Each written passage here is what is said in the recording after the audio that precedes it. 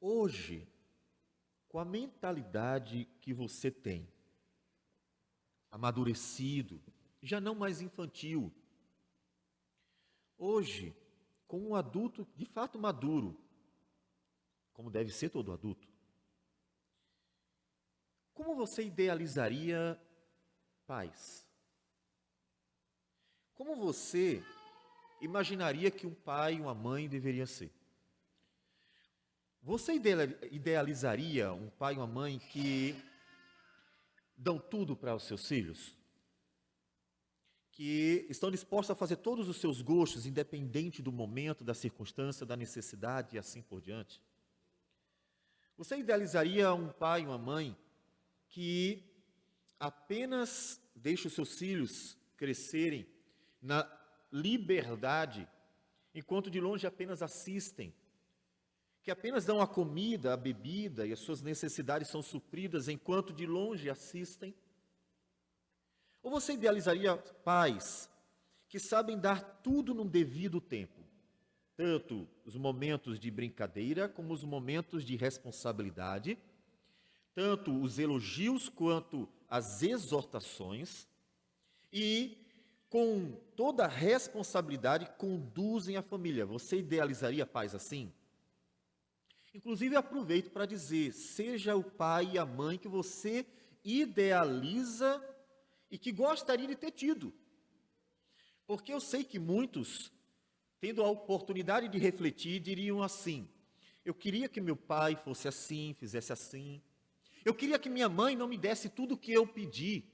Eu queria que meu pai não apenas me desse os presentes, eu queria que ele estivesse presente, ele presente.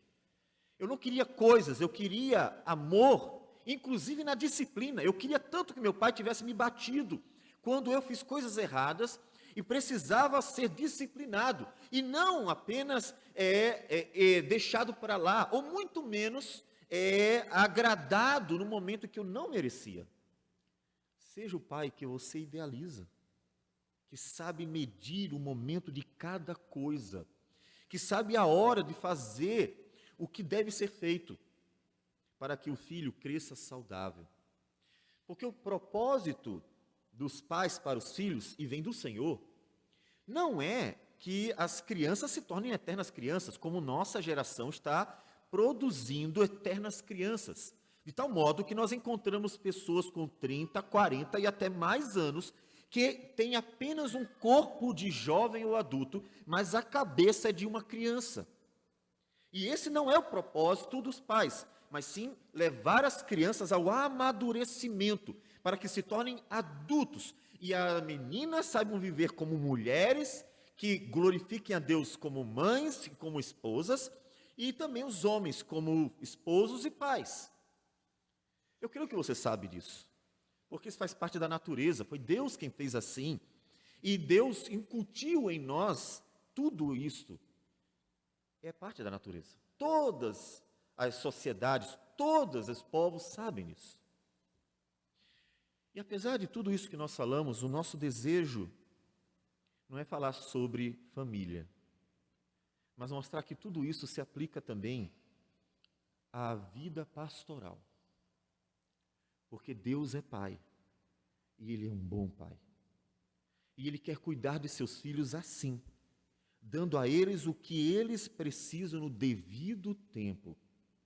É assim que nós devemos querer que Deus cuide de nós, usando inclusive aqueles que Deus escolheu para isso.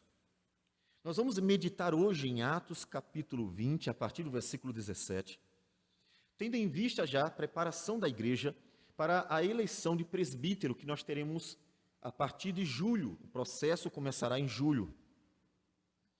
E o nosso desejo, então, é que a igreja tenha maturidade para entender como de fato deve ser a vida pastoral. Tendo em vista que o presbítero é um pastor, não podemos pensar diferente. E nós veremos nesse texto, inclusive, claramente essa associação entre presbítero e pastor. São a mesma pessoa. Aquele que Deus chama para, como um pai, cuidar de filhos, os filhos de Deus. Os filhos de Deus.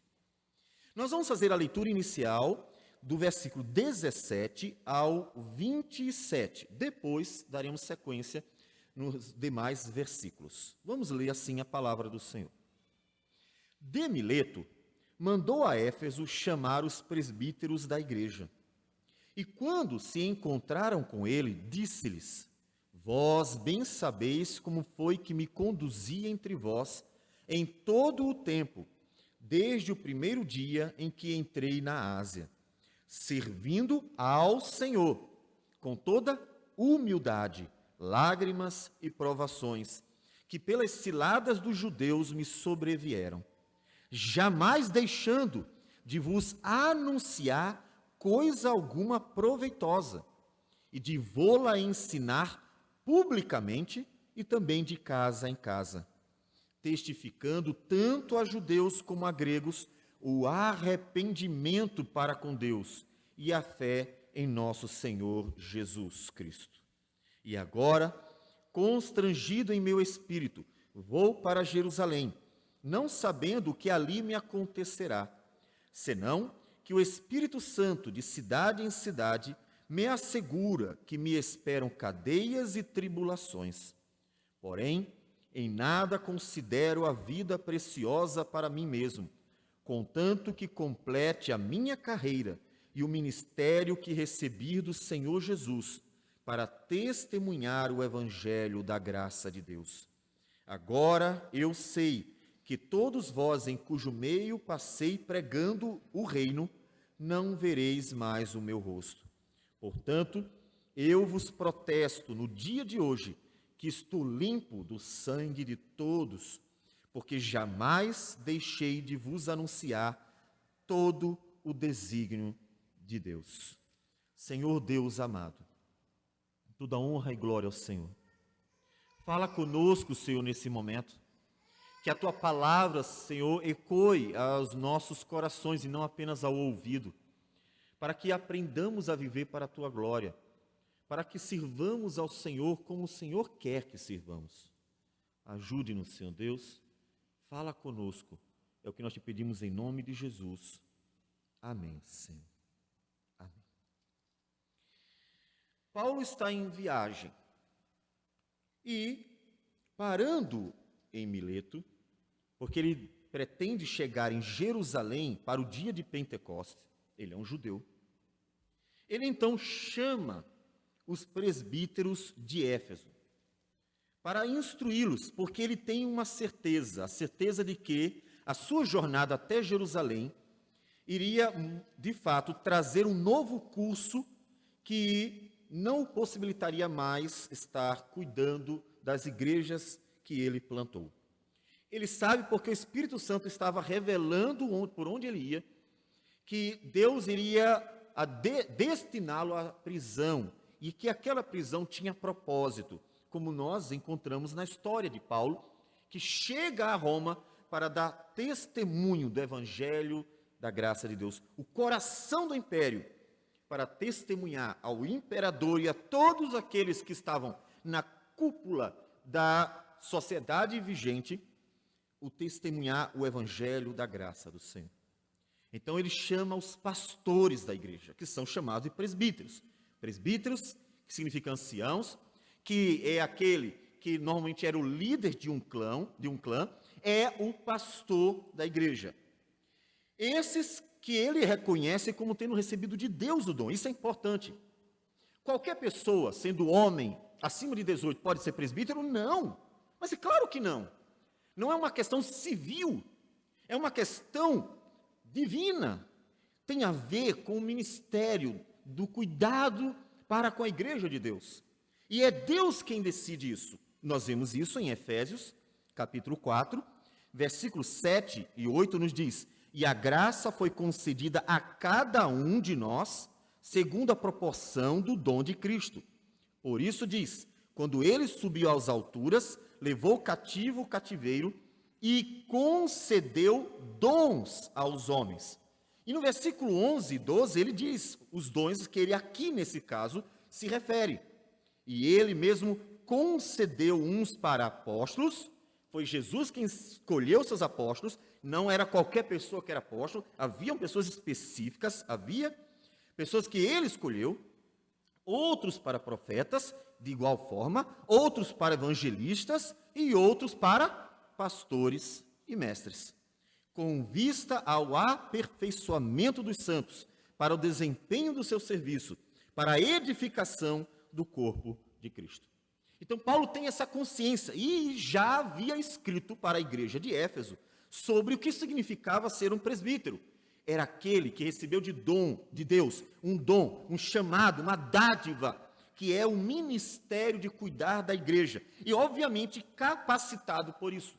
Portanto, não podemos nos iludir com a ideia de que qualquer homem, membro da igreja, maior de 18, civilmente capaz, seja apto para ser um presbítero, um pastor, porque Deus é quem escolhe e dá à pessoa toda a capacitação necessária.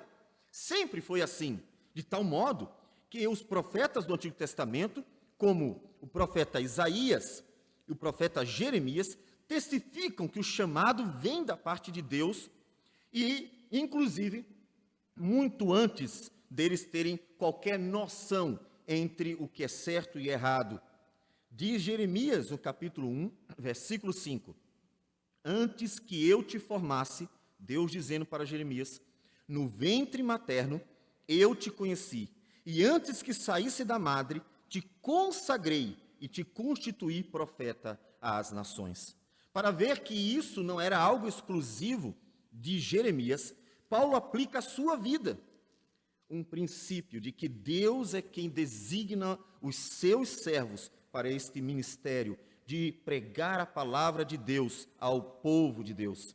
Em Gálatas 1:15, Paulo diz, quando, porém, ao que me separou antes de eu nascer e me chamou pela sua graça. Portanto, é uma coisa muito séria e tem tudo a ver com a vontade de Deus. Não se trata de escolhermos pessoas para administrarmos uma empresa, não se trata de escolhermos pessoas para estarmos representando politicamente um povo, é muito mais que isso. A palavra de Deus diz que se trata de homens escolhidos por Deus para pastorear o rebanho de Jesus, para cuidar das ovelhas. Porque Deus cuida de seu povo também por meio deles, como um pai que providencia tudo para que sua igreja tenha todo o cuidado necessário. Como Paulo disse em Efésios, e nós lemos, para a edificação do corpo de Cristo. Portanto, a igreja tem que tratar o assunto com seriedade, jamais banalizando, como tem acontecido, a escolha de homens que serão pastores do rebanho, presbíteros que serão pastores do rebanho que pertence a Deus, e que, portanto, devemos clamar a Deus. A igreja, antes, no Antigo e Novo Testamento, levava tão a sério essa escolha, que nós vamos encontrar lá em Atos 14, 23, eles escolhendo presbíteros com oração e jejum. Eles tratavam as coisas de Deus com tanta seriedade, que eles não só oravam, mas passavam tempo jejuando. Assim como, por exemplo, na Didaquê, quando alguém ia ser batizado, a Didaquê, que é um documento do primeiro século, diz que eles tinham que passar, eram orientados, recomendados a passar 3 dias de jejum, orando e se preparando para receber o sinal da aliança. A questão é que em nossos dias, ele banalizou, as pessoas de nossos dias banalizaram de tal modo as coisas sagradas, que nós estamos administrando-as de uma forma superficial. E isso traz problemas, é óbvio que traz problemas. Pessoas são acrescidas à igreja por causa de ser uma igreja agradável, atraente, cheia de eventos interessantes, e logo se mostram que nunca se converteram. Recebem o sinal da aliança e logo mostram que, na verdade, não estão dispostas a servir ao Senhor até a última consequência. E, caso aconteça, como parece que as coisas indicam este caminhar, este rumo, uma perseguição, pois o Senhor nos diz em sua palavra que os últimos dias não seriam bons, nós veremos que muitas pessoas que estavam no meio da igreja de Jesus nunca se converteram, porque foram atraídas por quaisquer que sejam as coisas, menos pela palavra de Deus. Portanto, é algo sério tratarmos a questão do pastoreio. Não é um homem qualquer, não é alguém que é teu amigo, não é alguém que é divertido, não é alguém que agrada as massas, não é alguém carismático, não é alguém que, por alguma razão superficial, agradou o seu coração. Tem que ser alguém que Deus escolheu, que Deus capacitará, que Deus mesmo quer que cuide de suas ovelhas, do jeito que Ele quer.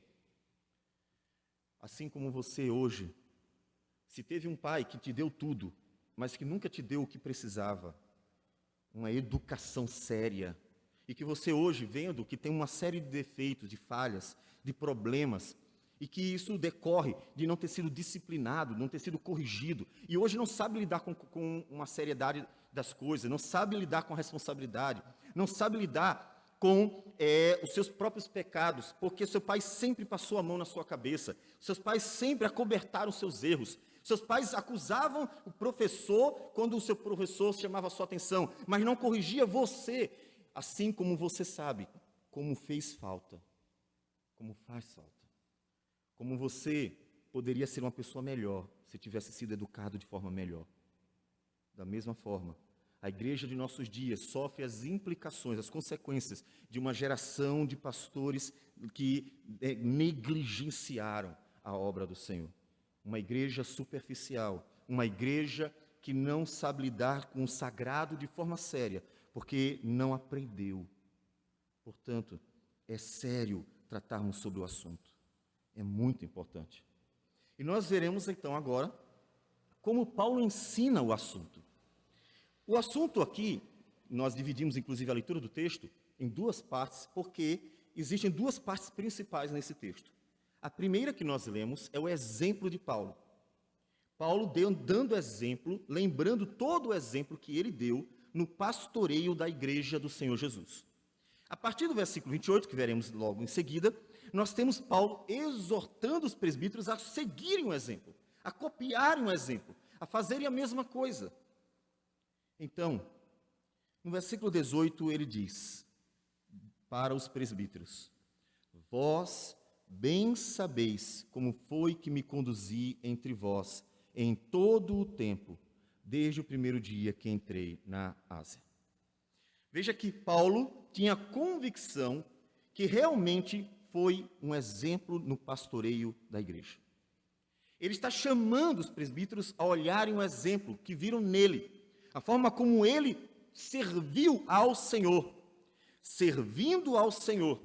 Ou seja, Paulo não esteve preocupado em agradar a pessoas. Paulo esteve realmente preocupado em como fazer a obra do Senhor de forma agradável ao Senhor. Ele diz em 1 Tessalonicenses, capítulo de número 2, versículo 5 em diante: a verdade é que nunca usamos de linguagem de bajulação, como sabeis, nem de intuitos gananciosos. Deus disto é testemunha. Também jamais andamos buscando glória de homens, nem de vós, nem de outros. Exatamente o que tem acontecido em nossos dias. Li uma imagem com um texto muito interessante que dizia mais ou menos o seguinte: a fama dos líderes, dos pastores, dos líderes religiosos de nossos dias mata mais pastores do que a perseguição. Paulo nunca procurou fama, glória, nunca bajulou ninguém. Ele não estava preocupado em quem se agradaria dele, em quem estaria interessado de segui-lo. Ele estava preocupado em servir ao Senhor, porque o papel do apóstolo Paulo, que é também o do pastor, presbítero, é conduzir pessoas para Jesus. Inclusive, aproveito para aplicar isso à sua vida como pais. Os pais sempre criam seus filhos para si. Por isso que quando chega o momento de casar os filhos, tem muitos pais que, sendo infantis, os pais é que são infantis, não se mostram capazes de largar os filhos e deixar que eles sigam. Sabe por quê? Porque eles não criaram filhos para o Senhor. Eles criaram filhos para eles. Eles criaram filhos para serem eternos objetos de seu amor e que recompensem esse amor. Eles criaram os filhos num relacionamento doentio, em que os filhos devem se sentir presos aos pais, assim como os pais estão presos aos seus filhos. Não criamos filhos para nós, criamos filhos para o Senhor. Casamento é um momento de alegria, de muita alegria, por ver que os seus filhos chegaram à idade madura e agora podem seguir para continuar glorificando a Deus numa nova vida familiar. Assim também, não pastoreamos para nós, para que sejam meus fãs, para que sejam nossos seguidores, para que nos amem incondicionalmente e para que então estejam presos como filhos que não foram bem educados, presos aos seus pais, presos na relação pastoral para toda a vida. Porque no dia que morrer o pastor ou os presbíteros, como é que ficam as ovelhas? Quando criamos filhos para nós mostramos que nos esquecemos que morreremos um dia. E então, seus filhos vão viver como? Se eles foram criados nessa dependência absurda dos pais. Da mesma forma, se criamos ovelhas para nós, para os pastores, nós mostramos que nos esquecemos que um dia morreremos e que essas ovelhas continuarão a viver. Mas como? Se elas foram ensinadas a viver numa dependência absurda da vida dos seus pastores. Nós educamos para o Senhor. Paulo diz: você sabe como eu me conduzi? Servindo ao Senhor. Foi ao Senhor que eu estive o tempo inteiro servindo. Não é a homens que nós servimos, é ao Senhor. Paulo, ele é contundente muitas vezes em suas obras, em dizer: eu sirvo ao Senhor. Não a homens, ao Senhor. Porque o chamado vem de Deus. Então eu tenho que conduzir pessoas para Deus. Eu quero que você esteja cada vez mais parecido com Jesus. Eu quero que você esteja cada vez mais maduro para conseguir viver a vida cristã em Jesus. Digamos que venha uma perseguição. Realmente, tem lugares que estão sofrendo perseguição. Perseguição, que eu digo física, porque nós temos uma constante perseguição ideológica, perseguições sutis, mas igualmente danosas. Mas digamos que venha uma perseguição e a igreja não possa mais se reunir. Eles tomem nossos lugares, nossos prédios, eles nos proíbam de ter cultos, como já aconteceu no passado. Digamos, vamos conjecturar. Como é que essas ovelhas vão viver se elas não forem ensinadas a viver para Jesus? Quantas dessas ovelhas que não foram ensinadas a viver para Cristo, mas para o pastor local, como se ele fosse o Deus da igreja, quantas dessas ovelhas não vão embora, não vão desistir, não vão saber o que fazer, vão se sentir perdidas? Por quê? Porque não foram bem educadas, foram mal educadas, porque pessoas que estão à frente querem ser o Deus da igreja. Não somos postos por Deus para ser deuses da igreja, mas ser servos do Senhor. Paulo ensinou a igreja servindo ao Senhor, com toda humildade. Paulo era um apóstolo, tinha todo o direito de ordenar, tinha todo o direito de exigir, tinha todo o direito sobre a igreja, porque ele foi designado por Deus. Mas é interessante que Paulo, ele quer que as pessoas entendam a palavra do Senhor. Nós vemos isso, por exemplo, em Filemon. Quando, falando a Filemon sobre o libertar um escravo dele, o Onésimo, que havia se convertido e, portanto, a relação entre Filemon e Onésimo não era mais de senhor e escravo. Era uma relação nova, era uma relação entre irmãos. E a Bíblia diz, no Antigo Testamento, que um irmão não pode escravizar o outro. Então, obviamente, com essa nova relação, Paulo incentiva Filemon a libertar o seu escravo. Todavia, ele diz assim, versículo 8: pois bem, ainda que eu sinta plena liberdade em Cristo para te ordenar o que convém, ou seja, Paulo poderia mandar Filemon libertar o seu escravo pela autoridade divina sobre ele. Ele diz: prefiro, todavia, solicitar em nome do amor, sendo o que sou, Paulo, o velho, e agora até prisioneiro de Cristo Jesus. Apesar de toda a autoridade de Paulo, ele estava sempre ensinando para que as pessoas aprendessem a fazer o que é certo por amor. Amor ao Senhor, inclusive até ao outro, ao próximo, né? Ao irmão, na relação ali de Filemão com Onésimo e com Paulo. Paulo serviu ao Senhor com toda a humildade. Assim como deve ser em nossos dias, devemos servir ao Senhor. Nós devemos ter entre nós pastores que servem ao Senhor e com humildade, não dominando sobre o outro, mas com humildade, servindo unicamente ao Senhor. Porque todo o nosso serviço ao outro tem que ser regido pelo nosso serviço a Deus. Caso contrário, servir ao outro sem ser para Deus se transformará numa relação de bajulação.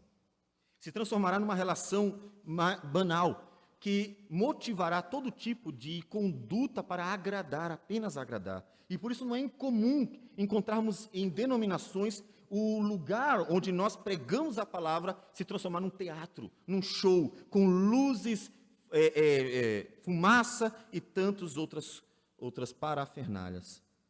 Porque eles não estão servindo ao Senhor, eles estão servindo ao outro. Eles querem agradar aquela pessoa, para que encham aquele lugar, para que a igreja cresça, e eles se orgulhem de dizer, temos muitos membros. Não era assim com Paulo. Paulo estava ali para servir ao Senhor. Se os seus pais tivessem educado você como servos de Deus, vocês acham que seus pais teriam educado melhor? Vocês acham que os seus pais teriam feito melhor? Tinham dado a vocês o que vocês mereciam? Quer bom, quer ruim, quer elogio, quer exortação, vocês acham? Com certeza, não é? Porque quando nós servimos ao Senhor, somos ensinados pelo Senhor a como cuidar de vidas, e não do nosso jeito. E ele diz no versículo 20, jamais deixando de vos anunciar coisa alguma proveitosa, e de vô-la ensinar publicamente e também de casa em casa, testificando tanto a judeus como a gregos. Todo o texto vai focar em um ponto fundamental: ensino. Podem observar em todo o texto que ele foca na questão do ensino. Eu jamais deixei de anunciar, ensinar, pregar, testemunhar, termos que apontam para a mesma questão. Paulo foi um mestre. Por isso, inclusive, a associação entre pastores e mestres em Efésios, para você entender que não tem como dissociar o pastor do mestre. Temos que ser pessoas que ensinam a palavra de Deus, porque é assim que nós educamos vidas. Como é que você educa seu filho? Não é ensinando, não é chamando e dizendo, vem aqui meu filho, ver como faz. Como é que uma mãe ensina uma menina? Não é chamando para a cozinha, por exemplo, e então ensinando a cozinhar. Não é trazendo para junto de si e ensinando o que deve fazer como mulher, como mãe. Como é que um menino aprende com o seu pai? Não é sendo atraído para junto dele, para que ele saiba como praticar. Em nossos dias, o trabalho não faz parte da vida familiar mais, infelizmente. Esse foi um dos danos da Revolução Industrial. Você fez do trabalho algo à parte da família, dissociou família e trabalho, mas nunca foi assim. Desde o início da criação, o trabalho esteve associado à família. Por isso, todos participavam. E o que acontecia é que, naturalmente, os filhos aprendiam o que o pai fazia. Então, se nós temos um pai que trabalha em uma profissão X, o filho tendia, pelo menos, a saber praticá-la, mesmo que decidisse seguir outra. Mas ele saberia, porque o pai ensinou e ele esteve ao lado. Então, tudo acontecia dentro da família, o aprendizado. Com a igreja não é diferente. A igreja é conclamada a andar junto para aprender, para ouvir como deve viver, para ser ensinada a como ter comunhão, a como tratar o Senhor, a viver para a glória de Deus. Em Atos capítulo 2, quando o Espírito do Senhor opera poderosamente nos corações pela palavra pregada pelo apóstolo Pedro, diz que aquelas pessoas alcançadas perseveravam, versículo 42, e perseveravam na doutrina dos apóstolos, e na comunhão, no partir do pão e nas orações.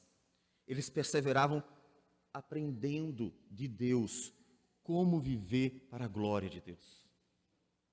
Paulo não deixou de pregar em tempo nenhum. Ele disse: eu não deixei de pregar, nunca deixando de vos anunciar. A preocupação de Paulo não era trazer pessoas para dentro de uma denominação, para depois se gabar dizendo: está vendo, a minha igreja é maior do que a dos outros.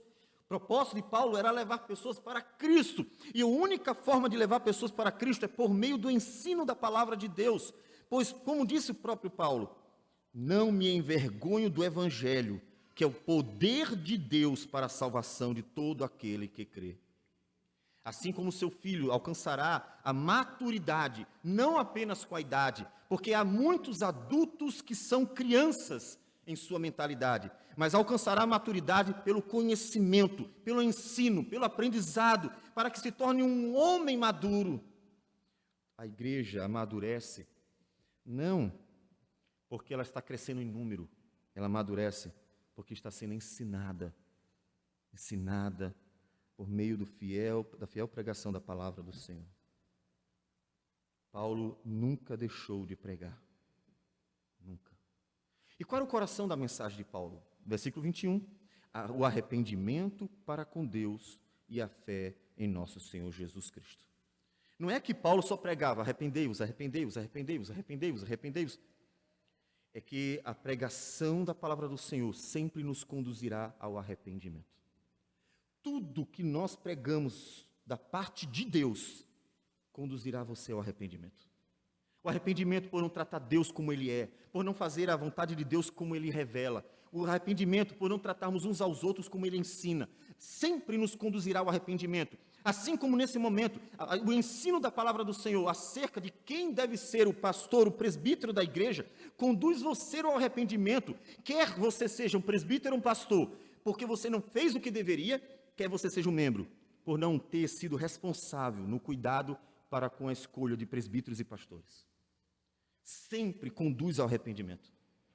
Porque sendo nós pecadores, a palavra de Deus sempre nos conduzirá a uma vida agradável a Deus. E, consequentemente, ela tocará nas nossas feridas, dizendo: aqui não está bom, aqui precisa melhorar, aqui você pode se dar mais, aqui você pode servir melhor e assim por diante. É assim que Deus opera em nós, de glória em glória. Diz Paulo em 2 Coríntios capítulo 3, versículo 18, e todos nós com o rosto desvendado, ou seja, vendo agora ao Senhor pela fé, contemplando por espelho, ou seja, mas não vemos perfeitamente, porque o espelho não revela perfeitamente o espelho antigo, a glória do Senhor, somos transformados de glória em glória na sua própria imagem, como pelo Senhor, o Espírito. Pregamos o arrependimento. Toda fiel pregação da palavra de Deus conduz ao arrependimento. Sempre arrependimento.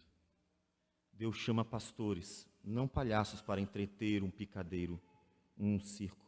Deus chama pastores, não políticos, para dizer o que o povo quer ouvir e depois serem eleitos por eles. Deus chama pastores para ensinar a palavra com fidelidade, porque é ela que é o poder de Deus para a salvação. E a igreja precisa ter essa maturidade, saber o que de fato é importante, necessário, o que Deus quer para ela. Ele sempre pregou o arrependimento para com Deus e a fé em nosso Senhor Jesus Cristo. Paulo não atraiu para si pessoas, mas para Jesus. Paulo não atraiu para si a atenção, os holofotes, mas para Jesus. Não importava o nome de Paulo, mas o de Jesus. E é por isso que Paulo, lá em Filipenses, no capítulo de número 1, ele diz para os irmãos, por causa de muitos que estavam pregando o evangelho, até por discórdia, querendo ver se aquilo causava alguma angústia na disputa, na competição contra Paulo. Paulo diz assim: todavia que me importa, uma vez que Cristo, de qualquer modo, está sendo pregado, quer por pretexto, ou seja, aqueles que pregavam por interesses errados, quer por verdade, também com isto me regozijo. Sim, sempre me regozijarei. Paulo não estava preocupado em falar frases bonitas, postar no Facebook e colocar o seu nome maior do que a própria frase que ele escreveu em cima, como se tornou comum em nossos dias. Paulo só quer saber se Cristo está sendo glorificado. Paulo não quer ser famoso, como se o nome dele fosse importante para atrair vidas para a igreja. Paulo está interessado em anunciar Cristo. É Cristo que salva, não Paulo. Não Paulo. Então, ele pregou insistentemente o arrependimento para com Deus e a fé em nosso Senhor Jesus. Não é impossível acontecer, não é tão comum, mas não é impossível. Que filhos se aborreçam com os pais, porque os pais fizeram o que é certo, mas não agradou. E no cotidiano, é de certa forma até normal, que quando você faça o que é certo, você encontra o desagrado dos seus filhos. Quantas vezes você corrigiu um filho, o filho olhou para você e disse assim, não gosto mais do senhor. Quantas vezes você precisou disciplinar uma criança, um adolescente, e a criança disse, eu vou me embora, não quero mais essa casa. Do mesmo jeito, nós pastoreamos para Deus, sabendo que o que é certo e será para o bem daquelas pessoas. É dessa forma que se cuida. Ainda que ouçamos no final da nossa educação, não gosto mais do senhor, vou-me embora. Porque nosso propósito é conduzir pessoas para Cristo, no qual eles encontrarão a perfeita varonilidade, o amadurecimento pleno. Em Cristo é que eles encontram, não em nós, não em nós. E Paulo foi fiel. E ele diz o porquê, versículo 24, que é um maravilhoso versículo, que eu entendo que deveria ser o lema de todo pastor, todo presbítero. Porém, em nada considero a vida preciosa para mim mesmo, contanto que complete a minha carreira e o ministério que recebi do Senhor Jesus, para testemunhar o evangelho da graça de Deus. Eu não me importo com o que vai acontecer comigo, desde que eu cumpra a minha carreira, o ministério que eu recebi de quem? Do Senhor Jesus. Paulo tinha convicção que foi Jesus quem o chamou, não homens. Que foi Jesus que lhe deu o dom, não homens. Que foi Jesus quem o designou para a pregação da palavra, não homens. E, portanto, o que importava é que ele cumprisse aquilo que ele recebeu do Senhor.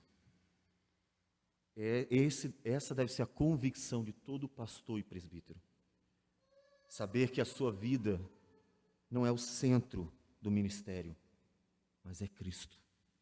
Não me preocupo com o que vai acontecer comigo, mas em cumprir a obra do Senhor cabalmente, para testemunhar o evangelho da graça de Deus.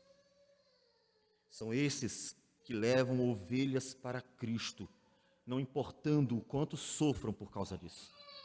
São eles que levam pessoas à vida eterna, não se importando em como e quantas vezes sejam massacrados, como os profetas, que foram todos mortos por causa da fiel pregação da palavra. São esses que nós devemos querer para pastores e presbíteros, ou seja, para aqueles que vão cuidar de nós, já que pastor e presbítero são a mesma coisa. E Paulo deu testemunho disso, deu exemplo disso, deu exemplo.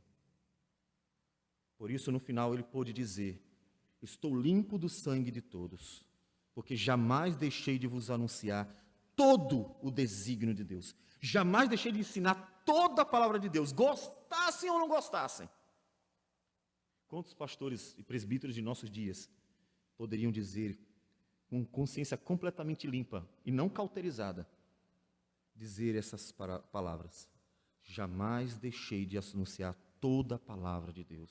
Estou com uma consciência limpa. Estou limpo do sangue de vocês, porque eu ensinei vocês Cristo. Eu ensinei a vocês Cristo. Eu ensinei a palavra do Senhor. Tendo dado o exemplo, nós vamos para a leitura do versículo 28 adiante, onde Paulo vai agora exortá-los a fazer o que ele fez. Ele diz assim, veja que ele fala para presbíteros, para que pastoreiem, porque o presbítero é pastor. Atendei por vós e por todo o rebanho sobre o qual o Espírito Santo vos constituiu bispos, para pastoreardes a igreja de Deus, a qual ele comprou com o seu próprio sangue. Eu sei que depois da minha partida, entre vós penetrarão lobos vorazes, que não pouparão o rebanho, e que dentre vós mesmos se levantarão homens falando coisas pervertidas, para arrastar os discípulos atrás deles. Portanto, vigiai, lembrando-vos de que por 3 anos, noite e dia, não cessei de admoestar com lágrimas a cada um. Agora, pois, encomendo-vos ao Senhor e à palavra da sua graça, que tem poder para vos edificar e dar herança entre todos os que são santificados. De ninguém cobicei prata, nem ouro, nem vestes. Vós mesmos sabeis que estas mãos serviram para o que me era necessário a mim e aos que estavam comigo. Tenho-vos mostrado que em tudo, que trabalhando assim, é mister socorrer os necessitados e recordar as palavras do próprio Senhor Jesus. Mais bem-aventurado é dar que receber. Tendo dito estas coisas, ajoelhando-se, orou com todos eles. Então houve grande pranto entre todos, e abraçando afetuosamente a Paulo, o beijavam, entristecidos especialmente pela palavra que ele dissera, que não mais veriam o seu rosto, e acompanharam-no até o navio. Observe a divisão do texto. Agora ele se dirige para eles, e no imperativo, uma ordem mesmo, ele diz, atendei por vós. É interessante observarmos que Paulo diz para os presbíteros, ou seja, pastores, que a primeira coisa que eles têm que fazer é cuidar da própria vida. Ou seja, cuidem de vocês. Não apenas o indivíduo se cuidando, eu me cuidando, ou seja, eu fazendo minha devocional, eu orando ao Senhor, eu cuidando da minha vida para que ela agrade ao Senhor. Não apenas eu, mas vós, atendei por vós. Ou seja, cuidem uns dos outros, vocês que são pastores. Vocês que são pastores, cheguem junto uns dos outros. Se um está com problema, o outro chega junto. De modo que aquele colegiado de pastores, veja, ele chamou a Mileto, os presbíteros, e eles juntos pastoreavam a igreja, como nós temos o conselho. E eles deveriam se pastorear. Essa, inclusive, é uma das grandes faltas de nossos dias.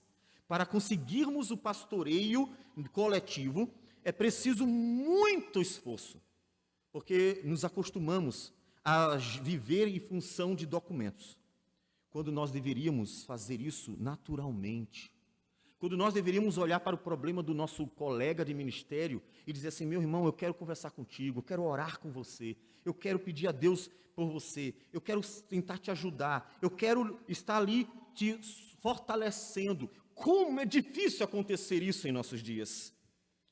É preciso uma reunião para tentar fazer algo semelhante, porque perdemos a noção do que é pastorear, nos tornamos políticos, meros políticos. Atendei por vós. Não é necessário juntar todo um presbitério para conversar com o indivíduo. É preciso apenas que eu tenha consciência e veja que alguém está precisando de ajuda, para ir a esta pessoa com a devida palavra, com o devido amor, para que ele possa ser conduzido no Senhor. E onde está isso? Os presbíteros e pastores deveriam começar pastoreio dentro do colegiado pastoral. Deveriam começar o pastoreio se cuidando. Deveriam começar o pastoreio se pastoreando. Deveriam começar o pastoreio fazendo com que estejam todos bem para cuidar das ovelhas de Jesus. E isso é importante. Por isso que nós insistimos, vamos fazer uma reunião para orar, vamos fazer um encontro para nós estarmos juntos. Nós precisamos cuidar uns dos outros. Se nós não conseguirmos como pastores presbíteros, conselho. Se não conseguirmos cuidar uns dos outros, como vamos cuidar da igreja do Senhor Jesus? Como vamos pastorear a igreja do Senhor Jesus? Se não tivermos tempo para pastorearmos uns aos outros dentro do conselho, como vamos ter tempo para pastorear as ovelhas de Jesus? E se nós não temos tempo para cuidar das ovelhas do Senhor Jesus, o que é que nós estamos fazendo? Porque o propósito de Deus para o pastor, para o presbítero, é cuidar das ovelhas de Jesus. Por isso ele diz: atendei por vós, cuidem de vocês. Viu a necessidade, vá lá, converse, ore, ajude. Isso é pastorear, o resto é só a política, o resto é só aparência. Pastorear é cuidar de vidas, é cuidar de vidas. Atendei por vós e por todo o rebanho. Aí sim. Fiquem atentos à vida de vocês, para que vocês se pastoreiem. Então, fiquem atentos às ovelhas, para pastorear as ovelhas. Porque essas ovelhas, elas pertencem ao Senhor. O rebanho sobre o qual o Espírito Santo vos constituiu bispos. Veja que todo pastor, presbítero, ele é ordenado pelas mãos do presbitério. Todavia, Paulo não diz isso nesse momento. Porque no final das contas, acima do presbitério está o Senhor. É Ele quem designa. É o Espírito de Deus quem constitui estes pastores, chamados aqui de presbíteros e de bispos. É o Espírito do Senhor quem capacita, é o Espírito do Senhor quem administra os dons, dando a cada um conforme a sua vontade. Então, nós estamos ali para servir ao Senhor e pastorear a igreja de Deus. E olha a seriedade que ele dá à igreja, a qual ele comprou com o seu próprio sangue. Você é cuidadoso com suas coisas? Espero que no devida proporção, sem exagero. Porque o exagero no cuidado com as coisas leva a uma idolatria. Mas é bom ser cuidadoso. E com as coisas dos outros? E se eu emprestasse a você o carro, a moto, a casa, o celular, qualquer bem, como você cuidaria? Como você trataria o que não é seu? Tendemos a cuidar do que é dos outros de forma melhor. Esse lápis aqui não é meu, é de fulano. Então, todo cuidado, por favor. O que acontece? A gente respeita o outro. A gente sabe que aquilo que é do outro deve ser zelado porque não pertence a mim, pertence ao outro. Não tenho direito de destruir, de estragar aquilo que é do outro. Eu não tenho direito. Eu tenho que cuidar, tenho que ser zeloso. A igreja não é minha. A igreja é de Deus. Para pastoreardes a igreja de Deus, a qual Ele comprou com o seu próprio sangue. Foi Jesus quem a comprou, não fui eu. Ela não é minha, não importa que função eu tenha dentro dela. Ela não é minha. Ela pertence ao Criador dos céus e da terra, o Senhor de todas as coisas. É dele. Como é que eu poderia tratar a igreja de Deus com desprezo? Como é que eu poderia tratar as coisas de Deus com desprezo? Não pode. Por isso, tratando com toda seriedade, mostrando como é grave o assunto, não é qualquer um que pode pastorear a igreja de Deus. Não é. Mas aqueles que o Espírito Santo constituiu para ter um zelo com a igreja de Deus. Zelo. Cuidado.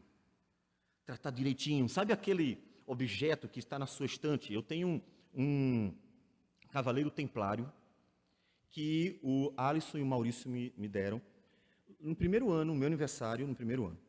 Então, portanto, ele tem, para mim, um valor simbólico, que é a questão do presente, e também um outro valor simbólico, que é o que ele representa, um soldado do Senhor. Eu não deixo minha filha mexer nele de jeito nenhum. Ele é só um objeto, mas eu não deixo.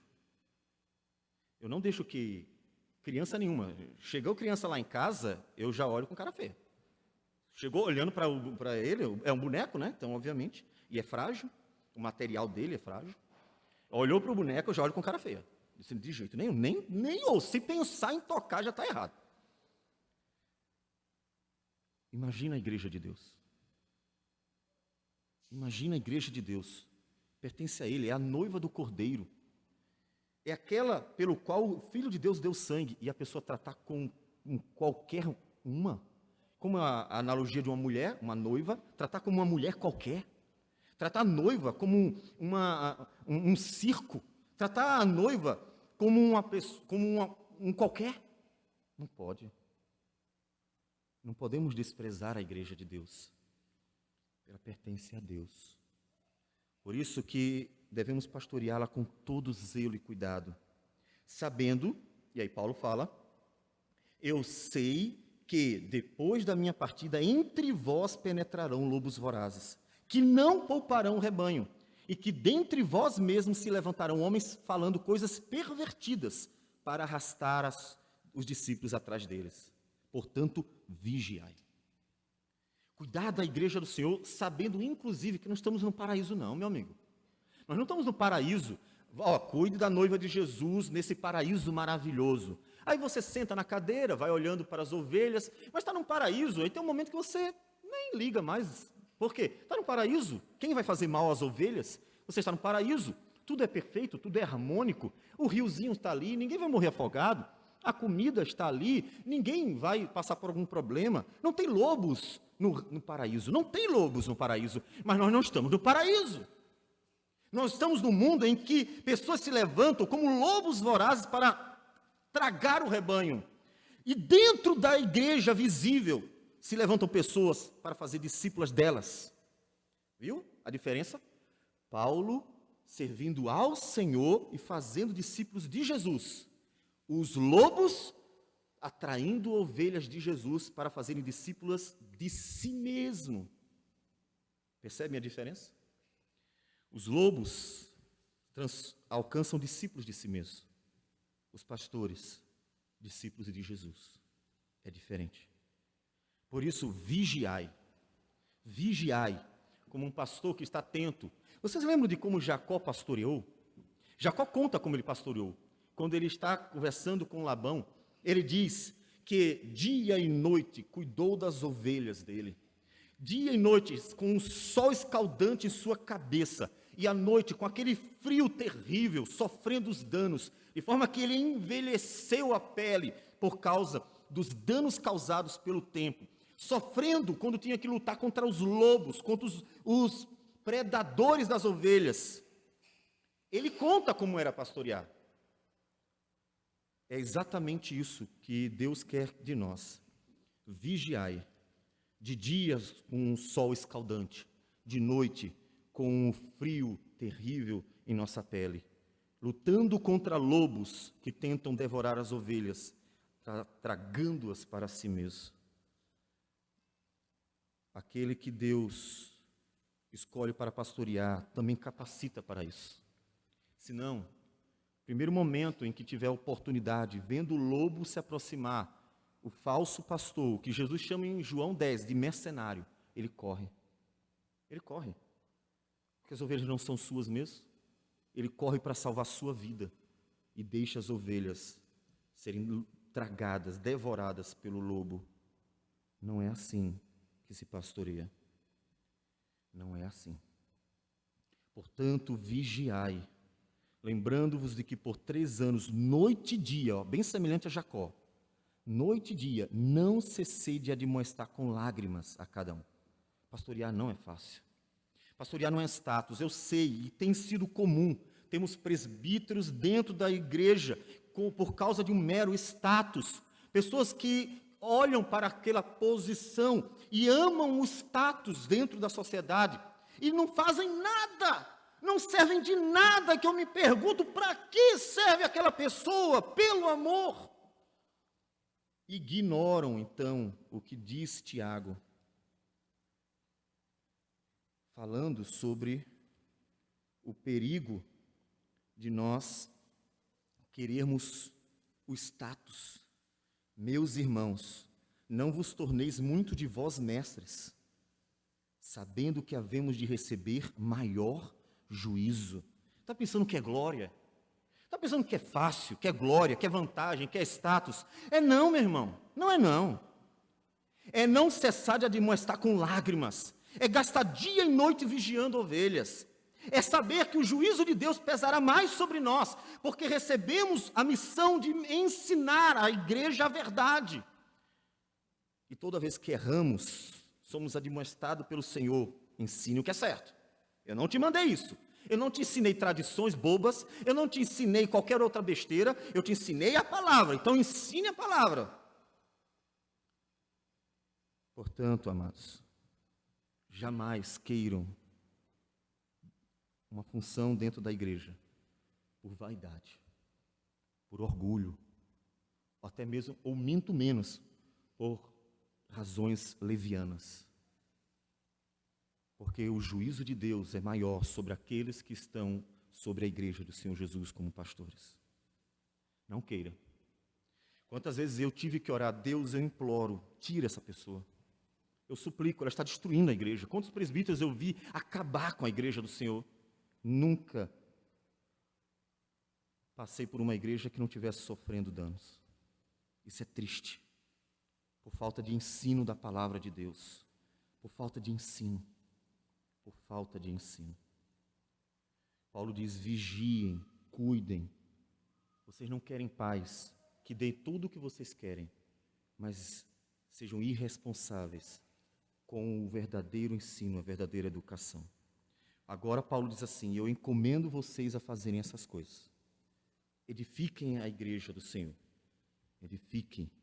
Agora encomendo-vos ao Senhor e à palavra da sua graça, que tem poder para vos edificar e dar herança. Observe que Paulo está centrando todo o seu argumento no ensino. A palavra da graça tem poder para edificar. Quem edifica suas vidas é a palavra. Não vai ser um evento gostoso, não vai ser um café, almoço e janta, não. Não vai ser um momento deleitoso que vai edificar a vida de vocês. Não, essas coisas, elas podem até distrair-nos. Não é que não possamos ter um momento de descanso, é claro que podemos, mas não podemos centrar a vida da igreja nestas coisas. Senão não haverá distinção nenhuma entre o mundo e nós. Porque o mundo também se une. O que mais tem é clube por aí. A igreja não é um clube de pecadores. A igreja é o povo de Deus que vai herdar a vida eterna. E que enquanto aqui está sendo pastoreada pela palavra de Deus, para que chegue à eternidade e glorifique ao Senhor. Então, tendo recebido toda essa exortação, veja o amor dentro de um conjunto de pastores. Todos se ajoelharam e oraram. Isso deveria ser a reunião do conselho. A melhor reunião do conselho é aquela que é assim, onde nós nos reunimos para orar, para clamar, para jejuar, para pedir a Deus graça, ajuda, para falar sobre as necessidades, pedindo a Deus que nos dê graça, direção para cuidar delas, não do nosso jeito, mas do jeito de Deus. Como seria bom se todas as igrejas tivessem conselhos, que em vez de estarem administrando uma empresa, ou fazendo um papel político, estivessem todos eles orando, clamando e pastoreando as igrejas de joelhos. Eu lembro que eu passei numa igreja em que tinha um monte de problemas. E o conselho já chegou jogando aquela bagagem nas minhas costas. Olha, pastor, tem isso. E eram problemas pequenos, não, eram grandes. O que a gente vai fazer, pastor? Uma decisão. Vamos orar? Orar, pastor? Sim, vamos orar. A igreja dele, eu sou o quê? Vou fazer o quê? Eu vou ensinar e orar. E insistir. Reunião após a outra, só oração. Não vou fazer nada, só orar. Isso começou a incomodar alguns presbíteros. Pastor não faz nada, pastor só quer orar. E a gente, de joelhos, orando ao Senhor. Problemas não eram pequenos, não, eram grandes. Eram rixas, divisões dentro da igreja. Vamos orar. Daqui a pouco, depois de uns meses, ou melhor, durante esses meses, aquele problema veio sozinho e, pastor, eu não quero mais isso, me arrependo. Daqui a pouco o outro, não, pastor, vamos tomar a decisão de mudar isso aqui. E o outro, eu chamei o conselho, e aí? Onde estão os problemas? Parecia aquela mulher sendo apedrejada. E Jesus perguntou para ela: onde estão os teus opositores? Perguntei: cadê os problemas? Minha gente, a igreja é de Deus. Para de achar que a igreja é sua. A igreja é de Deus. Todos os problemas foram resolvidos, não por mim, por Deus. Apenas ensinando fielmente a palavra e clamando ao Senhor pela solução. E Deus tocou no coração de um após o outro e foi quebrantando o coração. E sozinhos, sem nem precisar ir atrás, foram confessando seus pecados. Foram se derramando. Nem sequer chamamos, deixamos eles virem. E eles mesmos se arrependeram. E eles mesmos confessaram. E eles mesmos mudaram. Porque a palavra de Deus é o poder de Deus para a salvação. E Deus é aquele que age pela palavra. Eles se ajoelham e oram ao Senhor. Se pastoreia pregando e orando. Não é de outro jeito. Você pode ter as melhores decisões, os melhores atas, as melhores estratégias políticas. A igreja será só uma empresa para você. Você pensa que resolveu o problema dela. Você apenas escondeu a sujeira debaixo do tapete. Igreja se pastoreia com pregação fiel e oração. Oração. Então, eles se abraçam afetuosamente e beijam Paulo. Observe um último ponto: o amor entre eles. A gente tem a consciência e conversamos constantemente isso. Presbíteros, a gente precisa dar exemplo. Se nós queremos que haja amor entre os irmãos da igreja, o amor tem que começar conosco. Se nós queremos que eles orem, nós temos que estar nas reuniões de oração. Se nós queremos que eles amem a igreja e lutem por ela, nós temos que amar e lutar pela igreja. Eles se amam. Veja que os presbíteros, o conselho desta igreja tem amor uns pelos outros. Como disse Paulo, cuidem uns dos outros, entre vocês. E então, vocês também estarão aptos para cuidar da igreja. Tem que começar conosco. É esse o modelo que Deus tem para nós escolhermos os nossos pastores e presbíteros. É esse. Homens piedosos, humildes, que se renderão a esta palavra e dirão, inclusive, muitas vezes: eu não tenho feito certo, eu vou mudar. São homens que Deus escolhe para se humilhar diante dele e fazer a vontade dele, que reconhecerão tantas vezes quando não acertaram e dirão: Senhor, me ajuda a fazer do jeito certo. Porque a igreja é dele, é de Jesus. E a única forma de agradá-lo no pastoreio é pastoreando a igreja como ele quer. Não queira nada menos do que isso. Uma igreja pastoreada de verdade. Observe que filhos que tiveram pais, que foram responsáveis e que souberam dosar a hora do beijo e da disciplina, a hora do presente e do castigo, a hora da brincadeira e da responsabilidade, e souberam conduzir para Deus, você verá, pesquise e me diga depois, que são filhos que louvam ao Senhor e dão muitas graças por cada surra que levaram, por cada não que receberam, por cada momento firme dos pais, que não abriram mão da verdade, do certo, porque não estavam preocupados em agradar a filhos, estavam preocupados em abençoar filhos, fazendo-os crescer na maturidade, para a glória de Deus. São esses os filhos que são felizes.